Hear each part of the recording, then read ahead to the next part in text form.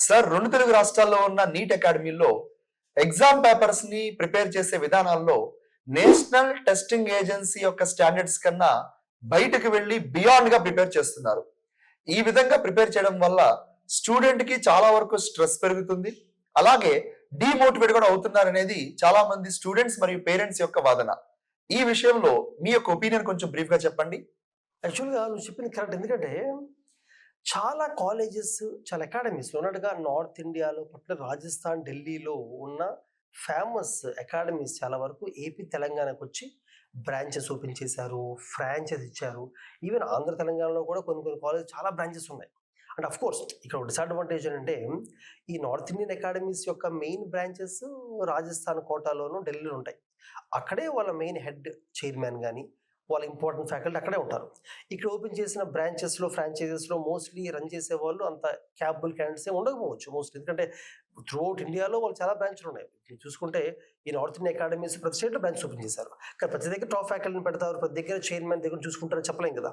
మనది వేరు. మనది ఏంటంటే మనకున్న బ్రాంచెస్ లిమిటెడ్‌గా కొన్ని బ్రాంచెస్ మాత్రం విజయవాడలో ఉంటాయి కాబట్టి నేనే డైరెక్ట్‌గా ప్రతి బ్రాంచ్‌కి వెళ్ళి చూసుకుంటూ ఉంటాను కాబట్టి. అలాగే మన టాప్ ఫ్యాకల్టీని మనం అన్ని బ్రాంచుల్లో టీచ్ చేస్తూ ఉంటాం కాబట్టి మనకు కొంచెం డిఫరెంట్‌గా ఉంటది.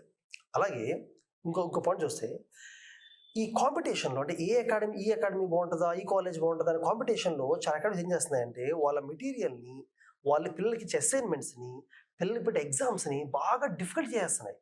డిఫికల్ట్ చేసి వాళ్ళు ఏమంటారు? మా మెటీరియల్ స్టాండర్డ్స్ చాలా ఎక్కువ. అంటే ఇంత హై లెవెల్ ఇస్తున్నాం కూడా, కష్టంగా ఇస్తున్నాం కూడా, ఈ చదివితే ర్యాంక్ వస్తుందంట కదా, రాంగ్ అది. అంటే అనవసరంగా ఒక ఈ ఏ ఏ ఏ కాలేజ్ కంటెంట్ డిఫికల్ట్‌గా ఉందో ఆ కాలేజ్ గొప్పది అనే రేస్‌లో పడి దే ఆర్ స్పాయిలింగ్ స్టూడెంట్స్. నా ఉద్దేశంలో ఏది డిఫికల్ట్‌గా ఉంటే గొప్ప అకాడమీ కాదు. ఏది ఎగ్జామ్‌కి అనుకూలంగా ఉంటే అది గొప్ప అకాడమీ.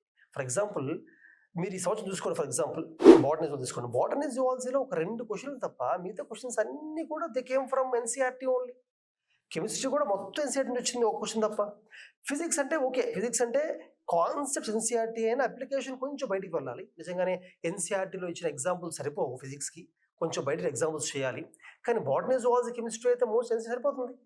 అనవసరంగా స్టూడెంట్స్కి ఎన్‌సీఈఆర్‌టీ దాటి, ఎన్‌టీఏ స్టాండర్డ్స్ దాటి వెళ్ళి చేయించడం వలన we are confusing them, putting pressure on them and unnecessary reading. Exam అవసరం లేదు అది.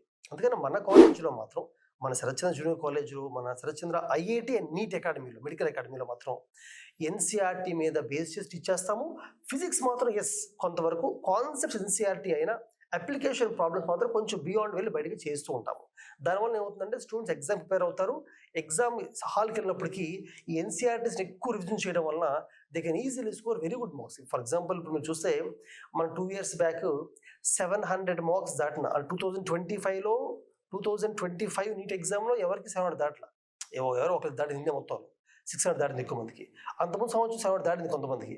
మన స్టూడెంట్స్కి ఎవరైతే 700 దాటిందో వాళ్ళలో కొంతమంది రూరల్ ఏరియాస్ నుంచి, మామూలుగా విలేజెస్లో చిన్న చిన్న స్కూల్ చదువుకొని వచ్చిన వాళ్ళు కూడా మన దగ్గర చదువుకో ర్యాంక్ వచ్చింది కొంతమందికి.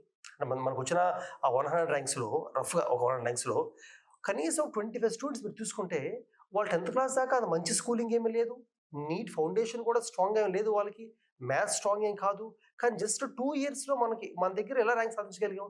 ఎలాగంటే only by following focusing purely NCERTs. NCERTs మాత్రం పట్టుకొని ఎక్కువసార్లు రివిజన్ చేయొచ్చు, ఎక్కువ ప్రాబ్లమ్స్ ప్రాక్టీస్ చేయొచ్చు అని ర్యాంక్ సాధించారు. అదే మనం ఎన్‌సీఈఆర్‌టీ దాటేసి ఎక్కడెక్కడికో బుక్స్‌లోకి వెళ్ళిపోయాం అనుకో, పిల్లలు కన్ఫ్యూజ్ అవుతారు కదా. ర్యాంక్స్ రావడానికి అంత ఈజీ ఏం కాదు కదా వాళ్ళకి అనవసరంగా. అలాగా